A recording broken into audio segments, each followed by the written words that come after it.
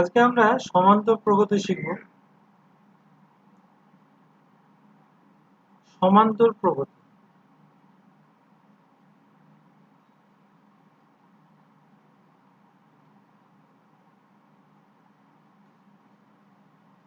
ইংরেজিতে বলা হয় অ্যারিথমেটিক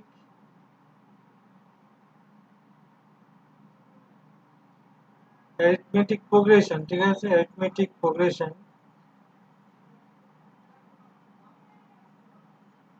এখন প্রগতি, যে প্রগতি বা আমরা শ্রেণীও বলে থাকি, প্রগতি বা শ্রেণী। ঠিক আছে, তার আগে আমরা শিখবো অনুক্রম বা শ্রেণী। অনুক্রম বলতে আমরা কি বুঝি? অনুক্রম, যেটাকে ইংরেজিতে বলি আমরা সিকোয়েন্স। ঠিক আছে, আরেকটা আমরা শিখবো শ্রেণী বা প্রগতি। শ্রেণী বা প্রগতি, যেটাকে ইংরেজিতে বলি সিরিজ। ঠিক আছে, এখন এই সিকোয়েন্সটা অ্যাকচুয়ালি রিয়েল নাম্বার সিকোয়েন্স, বাস্তব সংখ্যার সিকোয়েন্স। ধরো কোনো টার্মস, টার্মস বলতে আমরা বুঝি পদ, ইংরেজিতে বলি টার্মস। টার্মস বলতে আমরা বুঝি পদ। ঠিক আছে, তো successive terms a1 a2 a3। ঠিক আছে, a4। আমরা লক্ষ্য করে যে a1 a2 a3 a4 পরপর টার্মস, প্রথম পদ, দ্বিতীয় পদ, তৃতীয় পদ, চতুর্থ পদ। এই যে নিচে সাফিক্স গুলো আছে না, 1 2 3 4। ঠিক আছে, তার মানে ইন জেনারেল আমরা কি বলছি যে এন, এন এর মান কত? 1 2 3। ঠিক আছে, এরকম ফরম্যাটে যদি লিখি তো এটা একটা সিকোয়েন্স। ঠিক আছে, তো এরকমও লেখা অনেক সময় এন, এরকম। ঠিক আছে, এরকমও লেখা হয় এন, এন এর মান অবশ্যই ধনাত্মক পূর্ণ সংখ্যা, দ্যাট ইজ স্বাভাবিক সংখ্যা। ঠিক আছে, কতগুলো টার্মস লক্ষ্য করো, 1 4 9। ঠিক আছে, 16। ইন জেনারেল যদি আমি লিখি, তার মানে লক্ষ্য করো এটা a1 যদি লিখি, a1 টা হলে কত? 1 স্কয়ার। a2 কত? 2 স্কয়ার। a3 কত? 3 স্কয়ার। a4 4 square. ঠিক আছে, এরকম। ঠিক আছে, সুতরাং লক্ষ্য করো তোমরা ব্যাপারটা,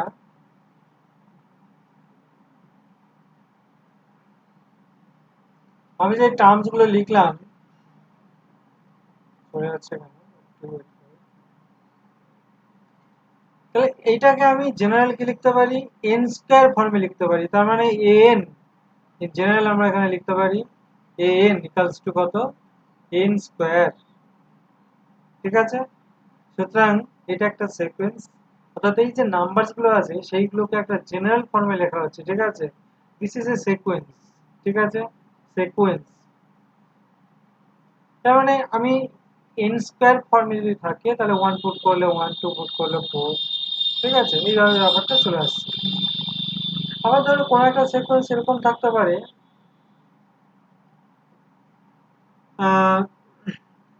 সিকোয়েন্সটা এরকম হতো, আমার এখানে সিকোয়েন্সটা কি দাঁড়ালো? এন স্কয়ার, এন এর মান 1 2 3 ডবল। ঠিক আছে, সিকোয়েন্সটা এরকম হতে পারে 3n মাইনাস 2, তার মানে 3n মাইনাস 2 সেকেন্ড ব্র্যাকেটটা এরকম ভাবে লেখা হবে n এর মান 1 2 3। ঠিক আছে, তার মানে এখানে আমি যদি বলি এটা tn, অ্যাকচুয়ালি n তম পদ, সিকোয়েন্সের n তম পদ বা সাধারণ পদ বলছি কত? 3n minus 1। তার মানে t1 কত হবে? প্রথম পদ, তার মানে 3 মাইনাস 1 দ্যাট ইজ 2। t2 কত? 3 into 2 minus 1 that is 5। t3 কত? 3 into 3 minus 1 that is কত? 8। এইভাবে কিন্তু আমরা পদগুলো লিখতে পারছি। এই যে 2 5 8, তারপরে সিকোয়েন্সের এগুলো কি? Term, first term, second term, third term. ঠিক আছে, এইভাবে আমরা যে কোনো টার্মস কিন্তু সিকোয়েন্সে বের করতে পারবো। ঠিক আছে, এখন সিকোয়েন্সটা আমাদের সিলেবাসে সেভাবে নেই, আমরা যেটা পড়বো সেটা হচ্ছে শ্রেণী বা প্রগতি। এই টার্মস গুলোকে যদি যোগফল বা বিয়োগ আকারে লিখি, অর্থাৎ আমরা যদি যোগফল আকারে লিখি t1 plus t2 plus t3 plus dot, ঠিক আছে? তখন এই টার্মসগুলোর যোগফলকে বলা হবে কি শ্রেণী বা প্রগতি। নর্মালি আমরা শ্রেণী বলে থাকি বা সিরিজ বলে থাকি, ঠিক আছে? তো যোগফল মানে যোগফল নয়, যোগফল বিয়োগফল থাকতে পারে, অল্টারনেটিভ যোগফল বিয়োগফল থাকতে পারে, ঠিক আছে?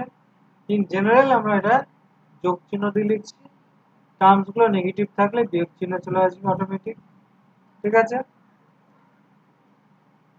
এখন দেখো এই ক্ষেত্রে লক্ষ্য করো টার্মসগুলো কেমন আসলো। প্রথমটা হচ্ছে 2, কত আসলো? প্রথমটা 2, পরেরটা 5, পরেরটা 8, তারপরেরটা অবভিয়াসলি কত হবে? 11, তারপরেরটা কি হবে বুঝতে পারছি, 3 করে বাড়ছে, তাই না? 3 করে বাড়ছে, তাহলে পরেরটা 14, তারপরেরটা 17, এইভাবে কিন্তু আমরা শ্রেণীটা পেয়ে গেলাম। এখন এই যে শ্রেণীটা আমরা দেখতে পাচ্ছি যে যে কোনো পদ থেকে তার আগের পদের বিয়োগফল সর্বদা ধ্রুবক না?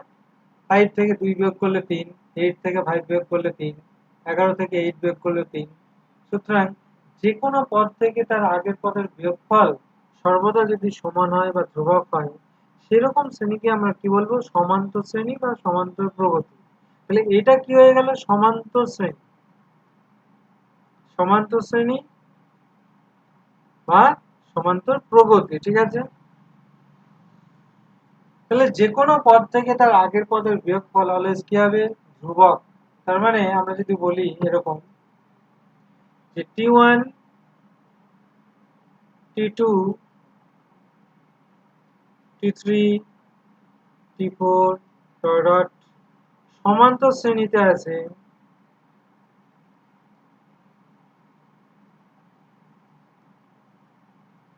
তাহলে this implies that t2 minus t1 এই মানটা যা হবে, t3 মাইনাস t1 এর t2 এর মান তাই হবে।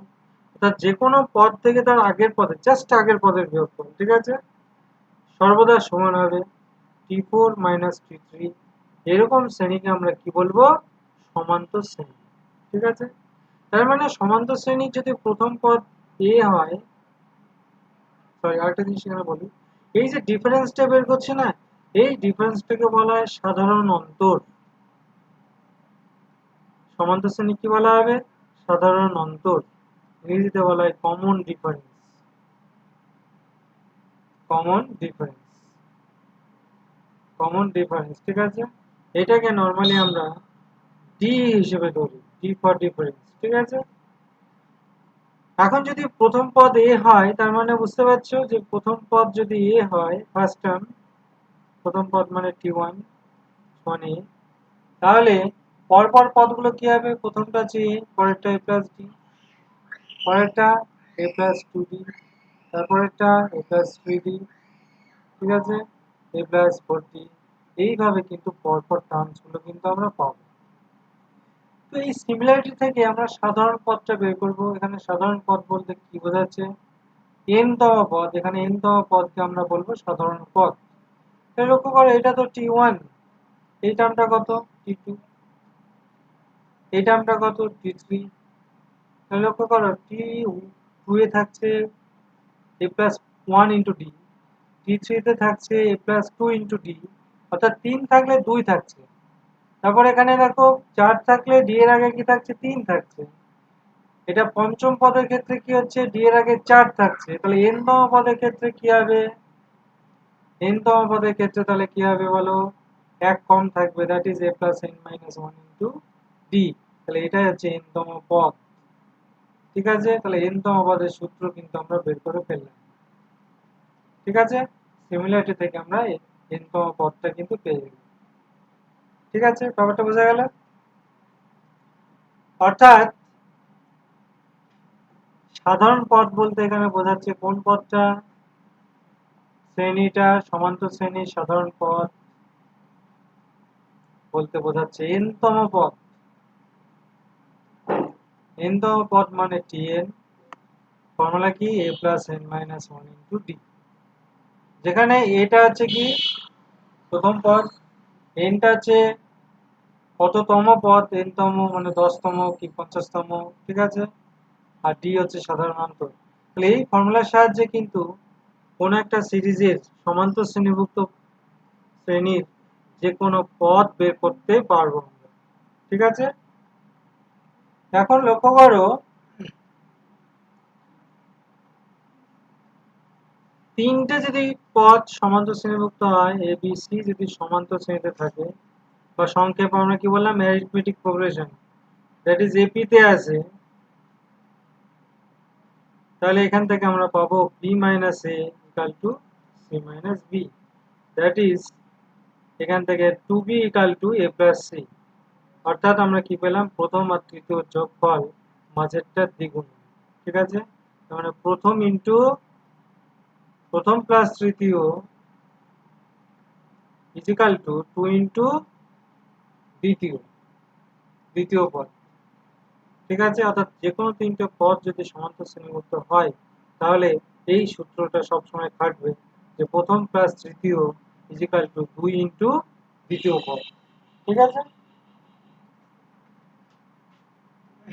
এখন এই সিরিজের পদগুলো কিন্তু ক্রমবর্ধমান হতে পারে, ক্রমহ্রাসমানও হতে পারে, মানে কমতেও পারে বাড়তেও পারে। ডি এর মান যদি পজিটিভ হয় তাহলে ক্রমশ বাড়বে, ডি এর মান যদি নেগেটিভ হয় তাহলে ক্রমশ কমতে থাকবে। সেই জন্য এই সমান্তর শ্রেণীভুক্ত সিরিজটা ক্রমবর্ধমান হতে পারে, ক্রমহ্রাসমানও হতে পারে। ঠিক আছে, তো এখন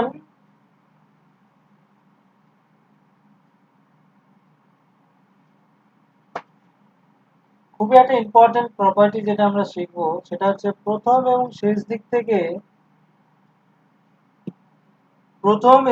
দিক থেকে পদের যোগফল সর্বদা ধ্রুবক হবে। ঠিক আছে, কোন সমান্তর শ্রেণীভুক্ত শ্রেণীর প্রথম এবং শেষ দিক থেকে সমদূরবর্তী পদগুলোর সমষ্টি সর্বদা ধ্রুবক হবে। যেমন ধরো আমি লিখছি t1 t2 t3 ডট, ঠিক আছে, tn-1 tn।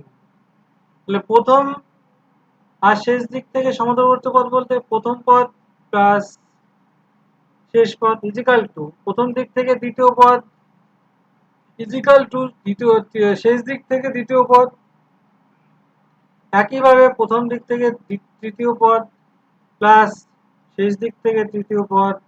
ঠিক আছে, এই সমষ্টিগুলো সর্বদা ধ্রুবক হবে। ঠিক আছে, এটা আমরা কিন্তু ইজিলি প্রুফ করতে পারি। দেখো t1 তো a আমি ধরে নিলাম, কমন ডিফারেন্স d ধরে নিচ্ছি, তাহলে tn এর ফর্মুলা কত হবে, a plus n minus 1 into d।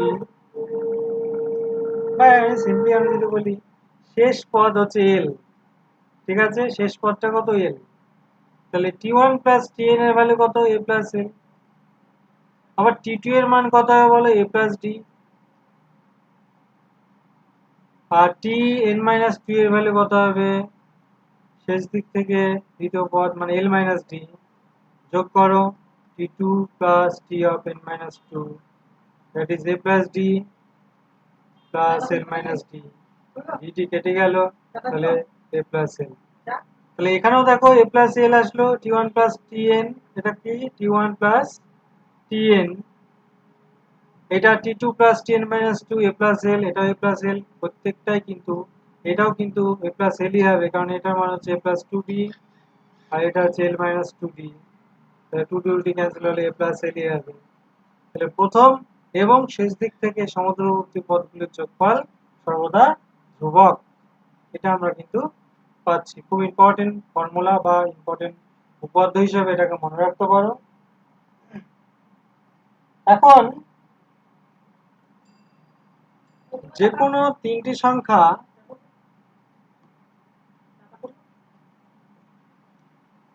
তিনটি সংখ্যা যদি সমান্তর শ্রেণীভুক্ত হয় তাহলে আমরা কিভাবে লিখব, অর্থাৎ সমষ্টি যদি দেওয়া থাকে, সমষ্টি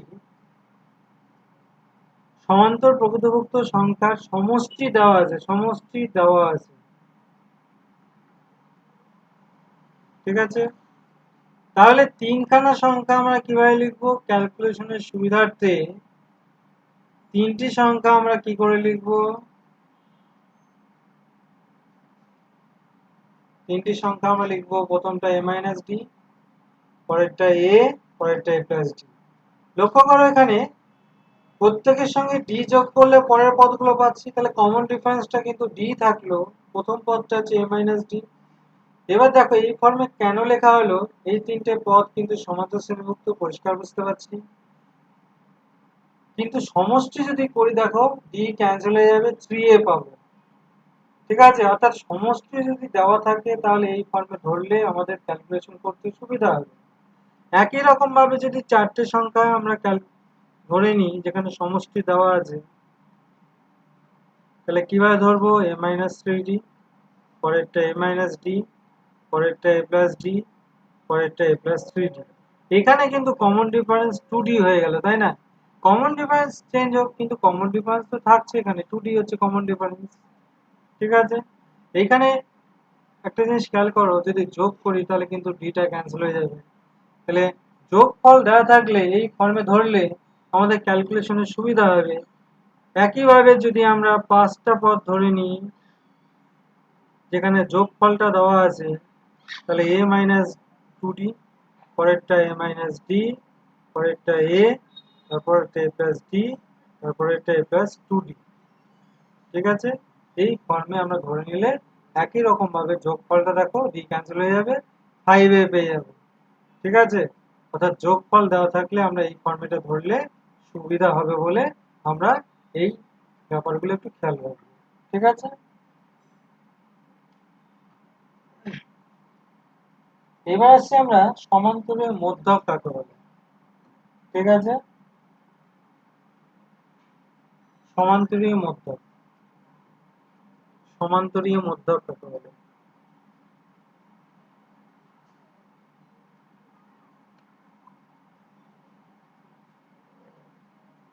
ঠিক আছে, এটাকে ইংরেজিতে বলা হয় অ্যারিথমেটিক মিন।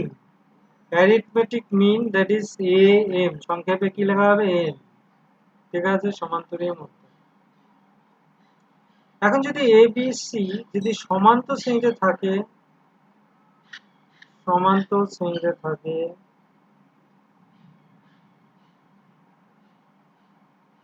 ঠিক আছে, তবে এই মাঝেরটাকে বি কে বলা হবে, বি কে বলা হবে এ ও সি এর সমান্তরীয় মধ্যক।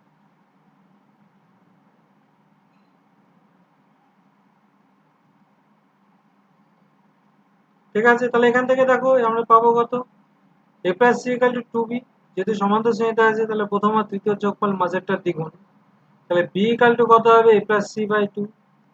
তাহলে এ আর সি এর সমান্তরাল মধ্যক, তাদের যোগফল বাই টু, তার মানে ওই দুটো সংখ্যার গড় বোঝাচ্ছে। ঠিক আছে, তার মানে আমি সিম্পলি যদি বলি এ ও বি এর সমান্তরাল মধ্যক কত হবে, যোগফল বাই টু, সমান্তরাল মধ্যক ইকুয়াল টু যোগফল by two, A plus B by two. ঠিক আছে, এখন দেখো সমান্তরাল মধ্যক বলতে কিন্তু শুধুমাত্র একটা টার্মকে বোঝাবে না। যদি এরকম থাকে A B C D E F, ঠিক আছে, তাহলে এরা যদি এপিতে থাকে, মানে এই সংখ্যাগুলো যদি এপিতে থাকে, ঠিক আছে, এপিতে আছে, তাহলে এ ও এফ এর মধ্যে এই চারটেকে বলা হবে সমান্তরাল মধ্যক। তাহলে এ ও এফ এর মধ্যে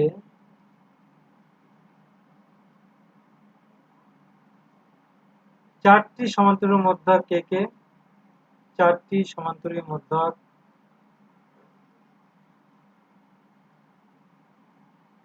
চারটি সমান্তরাল মধ্যক বি সি ডি ই। বুঝা গেল ব্যাপারটা? অর্থাৎ এ বি এর মধ্যে যদি আমরা এন সংখ্যক সমান্তরাল মধ্যক পুট করি এ ও বি এর মধ্যে,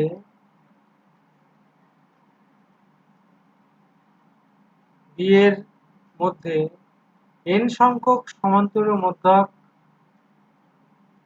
এন সংখ্যক সমান্তরাল মধ্যক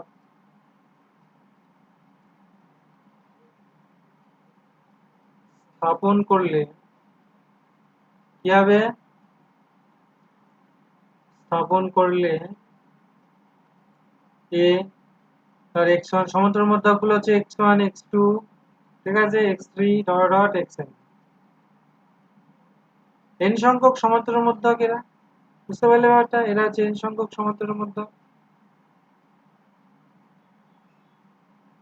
কমা বি, এরা সবাই মিলে এ থেকে বি পর্যন্ত সবাই মিলে একটা সমান্তর প্রগতি গঠন করবে, ঠিক আছে?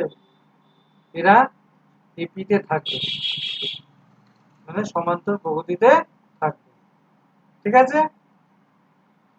তো এই ক্ষেত্রে আমরা সমান্তরাল মধ্যক গুলো কি করে বের করবো? দেখো এখানে লক্ষ্য করো যে এখানে যদি আমরা বিটা তাহলে কত হবে, টি ওয়ান তো এ, তাহলে বিটা কত হবে, বিটা হচ্ছে কতগুলো পদ আছে, তাহলে টোটাল হচ্ছে মাঝে এন সংখ্যক, প্রান্তের দুটো মিলে এন প্লাস টু সংখ্যক, তাহলে বিটা হচ্ছে এন প্লাস টু তম পদ, তাহলে বি এর ভ্যালু কত, A plus A plus N minus one into D, N মানে এখানে এন প্লাস টু, এন মানে এখানে N plus two minus one into D, D হচ্ছে কত,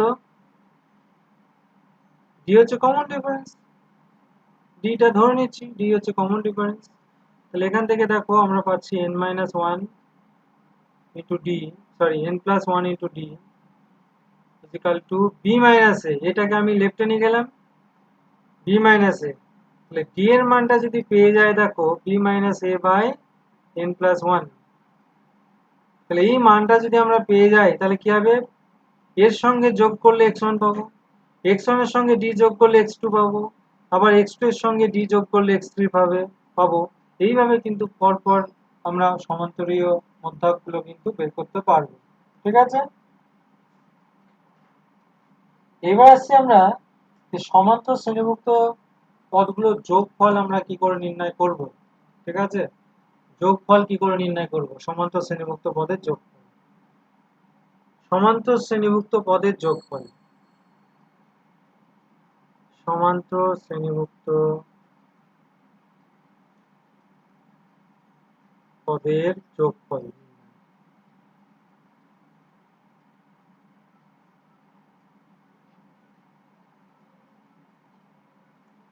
ধরো আমি ধরে নিচ্ছি যে প্রথম n সংখ্যক পদের যোগফল Sn, পদগুলো ধরো প্রথম পদ ধরে নিচ্ছি এ, প্রথম পদ এ, সাধারণ অন্তর ডি ধরে নিলাম,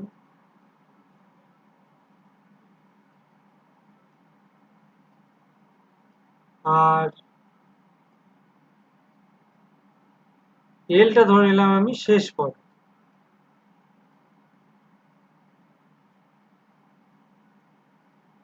ঠিক আছে? ধরে নিচ্ছি n সংখ্যক পদ আছে, তার মানে এসএনটা হচ্ছে কি n সংখ্যক, প্রথম n সংখ্যক পদের যোগফল, প্রথম n সংখ্যক পদের যোগফল, ঠিক আছে? প্রথম n সংখ্যক পদের যোগফল, তাহলে এলটা কি হবে, এলটা তার মানে হচ্ছে টিএন, তার মানে টিএনটা হচ্ছে এল, এল এর ভ্যালু কত, A plus N minus one into D, এখন এস এন মানে হচ্ছে এ, তাহলে এ প্লাস ডি, পরেরটা এ প্লাস টু ডি, ঠিক আছে? ডট ডট লাস্টেরটা তাহলে এল, তার আগেরটা কত হবে, এল মাইনাস ডি, তাই না? শেষের আগের পদটা কত, এল মাইনাস ডি, তার আগের পদটা কত হবে, এল মাইনাস টু ডি, ঠিক আছে? মাঝে ডট ডট থাকবে। আমি যদি শেষ দিক থেকে পদগুলো লিখি তাহলে কি কোনো চেঞ্জ হবে? মানের তো কোনো পরিবর্তন ঘটবে না, এক দুই তিনের যোগফলে যা, তিন দুই একের যোগফলও তাই, তাই না? সুতরাং এল শেষ দিক থেকে আমি লিখছি, যোগফল তো পরিবর্তন ঘটবে না, L minus two D plus dot dot A plus two D A plus D F A, ঠিক আছে? এবার লক্ষ্য করো আমরা যদি যোগ করি, ঠিক আছে? কি করব, যোগ করছি, ভার্টিক্যালি যোগ করছি, two n two s n, আচ্ছা এটা যোগ করলে এ প্লাস এল, আচ্ছা ডিডি কেটে গেল, তাহলে এ প্লাস এল, আবার দেখো ভার্টিক্যালি যোগ করো, তাহলে A plus two D L minus two D, two D কেটে গেল, আবার A plus L plus dot dot, এটাও A plus L, পরেরটাও A plus এল, লাস্টেরটাও কিন্তু a প্লাস এল। এরকম কতগুলো আছে? n সংখ্যক a প্লাস এল। তাহলে n সংখ্যক a প্লাস এল এর যোগফল কত হয়? n ইন্টু a প্লাস এল। সুতরাং এখান থেকে পাচ্ছি Sn ইজিক্যাল টু 2 দিয়ে ভাগ করতে হবে n বাই 2 a প্লাস এল। এখন যদি এল এর মান বসিয়ে দিই কি হবে? এল এর মান বসালে পাবো এ, এল এর মান কত? a plus n minus 1 into d. Ultimate হয়ে গেল কত? n by 2 2a plus n minus 1 into d. ঠিক আছে? তাহলে যোগফলের formula n by 2 a plus l ও অ্যাপ্লাই করব যদি শেষ পদ দেওয়া থাকে। আর যদি শেষ পদ দেওয়া না থাকে, কমন ডিফারেন্স দেওয়া আছে, পদ সংখ্যা দেওয়া আছে, তাহলে আমরা n by 2 2a plus n minus 1 into d এটা আমরা অ্যাপ্লাই করব। তাহলে এটা হচ্ছে প্রথম n সংখ্যক পদের যোগফলের সূত্র। ঠিক আছে? খুবই কাজে লাগবে আমাদের। তো আজকের ভিডিওটা এই পর্যন্তই। নেক্সট আমরা আবার তৈরি করব। ওকে।